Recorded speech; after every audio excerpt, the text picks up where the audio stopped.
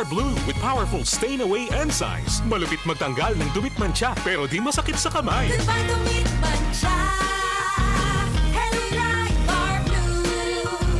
Isang labanan yan. As tested ang cotton and polycotton. Sa mancha, malupit. Sa kamay mo, mabait. Pride Bar Blue. Manufactured by ACS Manufacturing Corporation. ISO certified. World-class quality. ACS.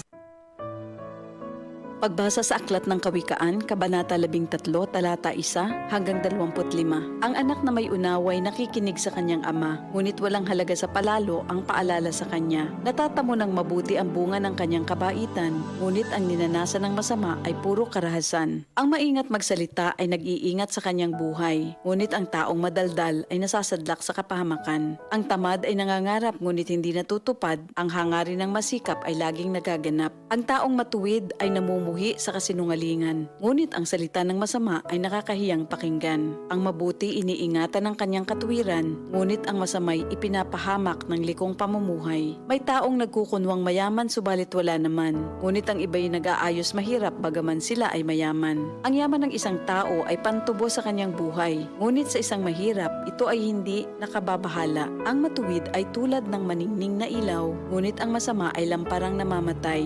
Ang kapalaluan ay nagbubunga ng kaguluhan, ngunit ang pakikinig sa payo ay nagbabadya ng karunungan. Ang kayamanang tinamo sa daya ay madaling nawawala, ngunit ang kayamanang pinaghirapan ay pinagpapala. Ang matagal na paghihintay ay nagpapahina ng kalooban, ngunit ang pangarap na natupad ay may dulot na kasiyahan. Ang nagwawalang bahala sa payo ay hahantong sa sariling kapahamakan, ngunit ang nagpapahalaga sa utos ay gagantimpalaan. Ang mga turo ng matalino ay bukal ng buhay. Ito ay maglalayo sa bitag ng kamatayan. Ang katalinuhan ay umaani ng paggalang, ngunit ang kataksilan ay naghahatid sa kapahamakan.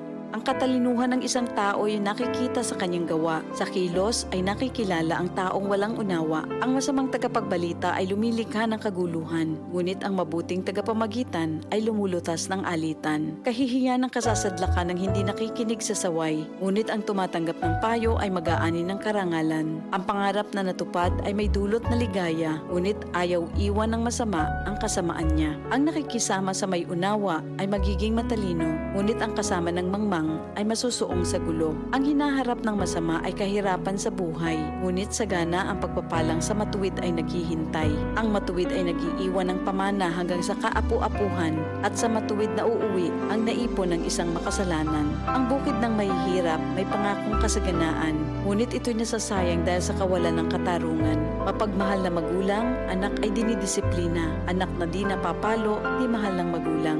Ang matuwid ay sagana sa lahat ng kailangan, ngunit ang masama ay palagi namang nagkukulang. Ito ang salita ng Diyos.